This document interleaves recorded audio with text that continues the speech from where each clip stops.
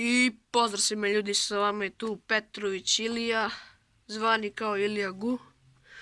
I kao što vidite po naslovu video klipa, zašto mi nije bilo toliko dugo, znači svaki dan sam izbacivao po 4 video klipa i dobro mi krenulo, znači ljudi. I nije baš, izgubio sam ideje za video klipove, mislim, ja sam bolestan ljudi, ja sam bolestan, nije ono u mozak, ako me razumijete, znači ja sam bolestan. Znači ljudi, imao sam temperaturu 39,2, evo vam slika.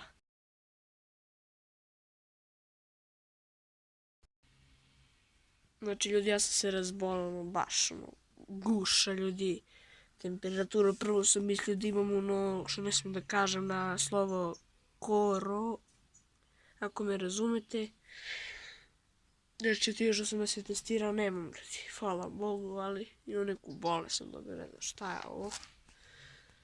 I ja sam i dalje bolesan, nego evo stalo mi celo večer, nisam imao temperatura, ozbiljno kažem. Sutra treba da idem na kontrolu, gledajte ovo ljudi, sad da vam pokažem nešto stavite. I tu vam mačka, pobeže mačka ljudi. Videla, kako se kaže ono, goblina. I ljudi, ja sam malo naučio da editujem video klipove za ovih 4 dana. Znači ima da izgrmimo ljudi. Povrtak, ima da mi izgrmimo, znači. Moja želja je da dobijem 50 subscribe ljudi. 50 subscribe.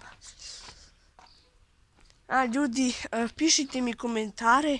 Ako želite da reagujem na komentarima, pišite pitanja, a ja ću vam odgovarati na komentare ako hoćete. Slobodno ljudi, to radite. Znači, kako se kaže, i ljudi, uskoro ću da kupim green screen. Samo da podignem neke pare. Znači ljudi, to je to za ovaj video klip. Znači vi pišite komentare, ja ću da odgovaram. I čao.